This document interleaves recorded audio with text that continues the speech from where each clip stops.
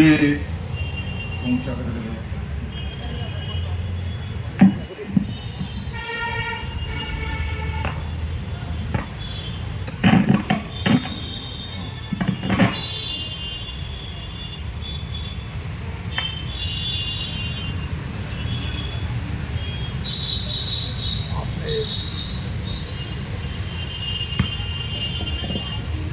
आपने ओजस्वी कहा, मैं ओजस्वी तो नहीं हूं, लेकिन सबसे पहले आप सबसे एक नारा चाहता हूं कि इस देवभूमि से, इस उत्तराखंड से सर्व समाज की एक बात जानी चाहिए।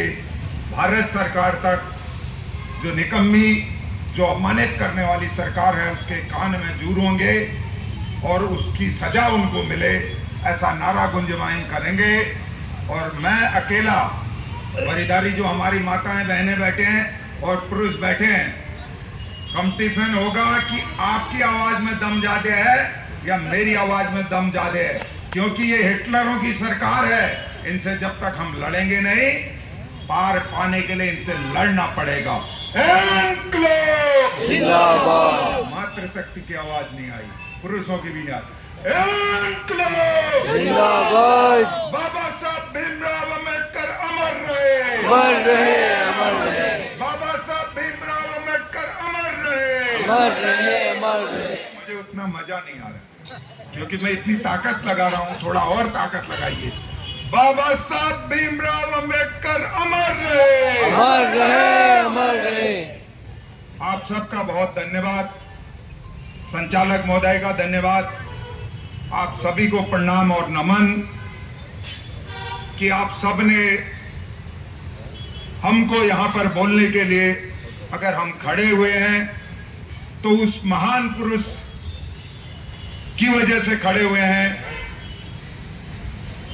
प्रातः स्मरणी कहें, युग पुरुष कहें, क्या क्या नामों से, क्या क्या विभूतियों से दें, वो शब्द मेरे पास नहीं है। भारत के संविधान के निर्माता आदरणीय भीमराव अंबेडकर साहब की वजह से हम आज खड़े हैं, और हम भी बोल रहे तो उनकी वजह से हैं, आप भी बोल रहे तो उनकी वजह से। हम आप सबसे कहना चाहते हैं, न जाने इस भारत की सरकार को क्या इनकी बुद्धि खराब हो गई है, हमारी समझ में नहीं आता।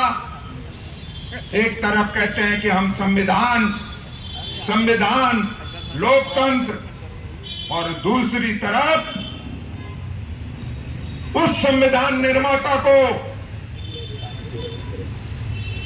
जब हम कहते हैं कि अभी यहां पर बात आ रही थी कि बुद्धि विवेक की, पढ़े लिखे की, कर्म की, सबसे बड़ा कोई प्रधान है तो कर्म है।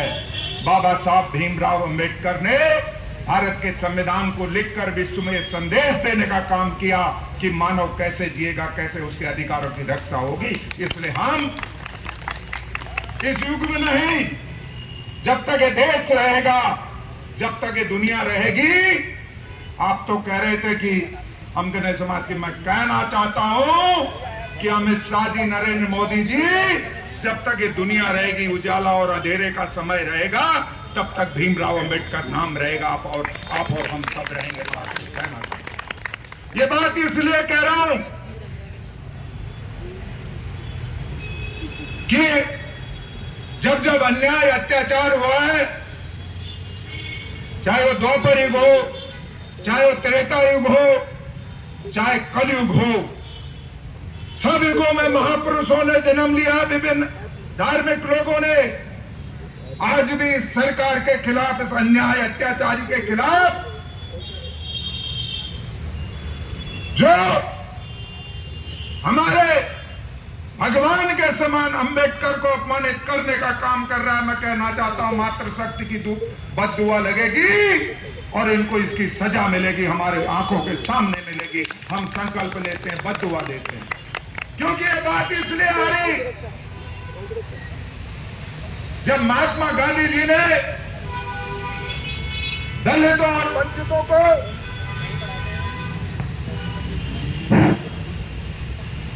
उनके अधिकारों की बात की, तो अंबेडकर साहब ने कहा इस देश में दलित, इस देश में दलित पिछड़े जो समाज की कंधे के बराबर नहीं है, उस दबे कुचले समाज को भी हमको अपने कंधे के बराबर लाने का काम करना है। यही भगवान भी कहता है, मानव मात्र की सेवाई है। इसलिए ऐसे लोगों को अपमान करने का अगर मैं साजी ने अगर दुस्साहस दिखाया है, तो मैं आप सबके माध्यम से कहना चाहता हूं कि अमित शाह जी वो एक शेर है। वक्त जरा अदब से पेश आ, वक्त नहीं लगता वक्त बदलने में। अभी भाई साहब कह रहे थे, हम आप सबसे कहना चाहते हैं, जब वो वक्त नहीं रहा तो ये वक्त भी नहीं रहेगा और तुमको करने की सजा भुगतनी पड़ेगी जिस महापुरुष को आपने गाली दी है, जिसको अपमानित करने का काम किया। मैं गाली ही मानता हूं, क्योंकि भीमराव अंबेडकर भारत के नहीं दुनिया के इतिहास में संविधान निर्माता के रूप में पूरी दुनिया में चले जाइए, आप तो भारत की बात कर रहे हैं। भीमराव अंबेडकर के संविधान को देखा जाता है कि हम अपने नागरिकों की सेवा कैसे कर सकते हैं। तमाम देश आज इस लाइन में लगे हुए हैं कि बाबा राव अंबेडकर का संविधान लाइए, उससे प्रेरणा लेकर हम अपने नागरिकों के लिए नियम कानून बना सकें। आप एक तरफ देश की राष्ट्र की रक्षा की बात करते हैं, दूसरी तरफ आप उसी अंबेडकर को उनके खिलाफ कि अंबेडकर कह करके नागरिकों को गुमराह करने का काम कर रहे हैं, क्योंकि लोगों के दिलों में से अंबेडकर जाने वाले नहीं है। मैं ये कहना चाहता हूं आप सबसे, और आप सबसे कहना चाहता हूं कि जितनी मात्र शक्ति आई, जितने भी हमारे भाई आए, घर घर जाकर ये बताने की आवश्यकता है। मैं उन सब बिंदुओं पर यहां चर्चा करने की आवश्यकता नहीं समझता हूं, लेकिन एक उत्तराखंड राज्य आंदोलनकारी के नाते इस राज्य के बारे में भी कहना चाहता हूं। इस राज्य के जो हमारे दबे कुचले दलित पिछड़े हैं, उनको और दबाने का काम किया जा रहा है। उनके अधिकारों से, उनके आरक्षण से छेड़छाड़ करने का प्रयास किया जा रहा है। भाइयों, इसलिए जागो, उठो और ऐसे लोगों को सबक सिखाने का काम हम सब करेंगे संघर्ष के सारे। मैं आप सबसे कहना चाहता हूं, आज समय है, इस देश में किसका अधिकार सुरक्षित है? आप धर्म के नाम से राजनीति कर रहे हैं। क्या बाबा साहब अंबेडकर हमको यही शिक्षा देंगे? आप देश के अंतिम पायदान पर जो बैठा हुआ व्यक्ति है, जिसको आप फ्री राशन देने की बात करते हैं, जिसको आप फ्री गैस चूल्हा देने की बात करते हैं, उसको गैस चूल्हा भी मिलना चाहिए, फ्री राशन भी मिलना चाहिए। हम इसका विरोध नहीं करते हैं, इसका समर्थन करते हैं, क्योंकि उसके घर में खाने के लिए रोटी चावल नहीं है। लेकिन आप उसको अपंग ही रखना चाहते हैं, चावल और गैस देगा कि तुम्हें बेटा चावल दे दिया, तुम इसी में खुश रहो और हम इस देश को लूटते रहे और महापुरुषों को अपमानित करते रहे। इस व्यवस्था के खिलाफ हम सबको खड़े होना है और मजबूत। भारत देश को कहते हैं हम विश्व गुरु बनाएंगे, क्या हो गया? अमित शाह जी को, जिनको चाणक्य कहते हैं, पूरे देश का भ्रष्टाचार का पैसा सारी प्रदेशों की सरकारों से उगाही करके एक जगह सेंट्रलाइज करने का काम किया जा रहा है और देश के नागरिकों को कमजोर करने का काम किया जा रहा है, ताकि हिटलर शाही के बल पर हम संसद और सरकार को चलाते रहें। ईडी हमारी जेब में रहे, सीआईडी हमारी जेब में रहे, माननीय न्यायालय। मुझे कहने में यहां पर जाके ज्यादा समय नहीं है। मुझे याद है वो भी समय, आप सारे जानते होंगे, जो हमारे न्याय का बाबा राव भीमराव अंबेडकर ने जिस तरह से हमारे संविधान के निर्माता के भगवान के रूप में है। दूसरा, हमारा न्याय का मंदिर जो माननीय सुप्रीम कोर्ट है, उस सुप्रीम कोर्ट के 3 जजों ने कहा कि हमको सरकार का दबाव पड़ता, हम इस्तीफा दे देते हैं। पूरे देश में खलबली उड़ी। लेकिन मैं आप सबसे कहना चाहता हूं, माताओं बहनों से कहना चाहता हूं, देश में अंबेडकर का संविधान भी रहेगा, देश में न्यायपालिका भी रहेगी, देश में दलित वंचितों का विकास भी होगा। ये कब होगा? जब हम गलत को गलत और सही को सही कहेंगे, तब ये बातें सुरक्षित रहेंगे। हम आप सबसे आह्वान करते हैं। ये कब होगा? ये जब होगा, लोग कहते हैं कि वोट की चोट, अभी यहां बात आ रही थी कि अडानी का वोट भी उतना ही कीमत है, हरीश पनेरू के वोट की कीमत भी उतनी ही है, आपके वोट की कीमत भी उतनी ही है। ये समानता का अधिकार किसी ने दिया तो बाबा साहब भीमराव अंबेडकर ने दिया। मां उनको बधाई, आप सबको बधाई देता हूं। आगे आती है कि बात वो दलित और पिछड़ों के थे। मैं ये कहना चाहता हूं, सर्व समाज के थे, विश्व के थे, हमारे भी थे। दलित समाज पिछड़ा था, इसलिए उन्होंने दलितों की बात को आगे उठाया। मानव मात्र का धर्म है, जो पिछड़ा गरीब है उसकी आवाज को उठाओ, चाहे वो कहीं भी है, किसी वर्ग में भी। इसलिए वो उनके नेता नहीं थे, वो उन्होंने उनकी आवाज को उठाया। वो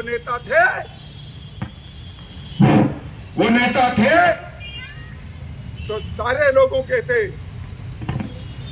पढ़े लिखे लोगों के थे, नेता थे तो सारी जाति समुदाय के थे। हमने भी कुछ सीखा है, हम भी आज कोई बोल रहे हैं तो आदरणीय भीमराव अंबेडकर के संविधान से कुछ सीखकर, उसको पढ़कर आगे बढ़ रहे हैं, इसलिए हमारे भी गुरु की श्रेणी में। इसलिए मोदी जी ये समझ लें, अमित शाह जी ये समझ लें, आप सब भी ये समझ लो कि भीमराव अंबेडकर आपका अपमान जो आपने किया, इसका बदला आपको देना पड़ेगा। हम और आप इन्हीं आंखों से देखेंगे। मैं इन्हीं शब्दों के साथ ज्यादा कुछ न कहते हुए, क्योंकि और वक्ता बोलने वाले हैं, मुझे बहुत कुछ मन में पीड़ाएं हैं, मन में विचार हैं कि हम किधर जा रहे हैं, किधर आ रहे हैं, ये देश में क्या हो रहा है। जो दब रहा था उसको और दबाया जा रहा है, हिटलर शाही चल रही है। इस सब के लिए हमको लंका जलाने के लिए एक हनुमान ही काफी थे। इस अन्याय अत्याचारी सरकार को फेंकने के लिए लोग कह रहे थे संख्या नहीं आई थी। हम कह रहे हैं कि आप सब संकल्प ले लो, तो इस राज्य से तो हम इस सरकार को भगा देंगे और केंद्र भी भागेगा। और ये कब भागेगी? मैं एक अंतिम वक्ता और शब्द और कह जाता हूं। अमित शाह कैसे कमजोर होंगे, अमित शाह इस्तीफा कैसे देंगे, नरेंद्र मोदी प्रधानमंत्री के पद से कैसे हटेंगे? उसके लिए इनके जो गुर्गे हैं, इनके जो वसूली करने वाले हैं, इनके जो भ्रष्टाचार को पनाह देने वाले हैं, जिस क्षेत्र में जो विधायक है, जिस क्षेत्र में जो सांसद है, इनके जो जिला पंचायत हैं, इनके जो तमाम जनप्रतिनिधि, ऊपर से लेकर जो डबल इंजन की सरकार कहते हैं, इनकी भ्रष्टाचारी सरकार को उखाड़ फेंको, ये अपने आप इस्तीफे देने की नौबत में आ जाएगी। मैं आप सबसे निवेदन करना चाहता हूं, यहां से निकलो और ऐसे अपमानित करने वालों को इस प्रदेश में, इस देश में राज करने का अधिकार नहीं है। इन्हीं शब्दों के साथ आपने मुझे सुना। मैं भाई, क्योंकि नाम लेने में हमारे बहुत सारे लोग हैं, मैं आप सबको प्रणाम और नमन करता हूं कि आइए हम सब एक ऐसे उत्तराखंड, क्योंकि देश की बात तो मैं नहीं कर सकता हूं, आइए हम ऐसे एक कुमाऊं की, ऐसे उत्तराखंड की, ऐसे राज्य की कल्पना करें जिसमें भय भ्रष्टाचार ना हो। सिर्फ हो तो बाबा साहब भीमराव अंबेडकर का संविधान हो, और उस संविधान की परिकल्पना पालन हम जिस दिन कर लगे, मैं समझता हूँ किसी चीज की आपको आवश्यकता नहीं होगी। यही हम सबको संकल्प लेना है। इन्हीं शब्दों के साथ एक बार नारा फिर लगाऊंगा। वो नारा इतना तेज होना चाहिए कि देवभूमि से बार बार हमारे देवताओं का नाम लेके, बार बार हिंदुओं और तमाम जाति धर्म करके देश की सत्ता पर काबिज हो जाते हैं, लेकिन आज ये आवाज भी वहां पहुंचनी चाहिए कि उत्तराखंड की जनता जाग गई है। बाबा बद्री और केदार की घंटी बजाकर लोगों का दिमाग तो बांट सकते हो, लेकिन भीमराव अंबेडकर जिन्होंने इस देश की नींव को रखा है, उसको तुमने ललकारा है, तो अब तुमको जाना पड़ेगा। ये यहाँ से नारा लगाएंगे, बाबा साहब भीमराव अंबेडकर अमर रहे, अमर रहे, अमर रहे। बाबा साहब भीमराव अंबेडकर अमर रहे, अमर रहे, अमर रहे। इंकलाब जिंदाबाद, जिंदाबाद, जिंदाबाद। इंकलाब जिंदाबाद, जिंदाबाद, जिंदाबाद। बहुत बहुत धन्यवाद संचालक महोदय।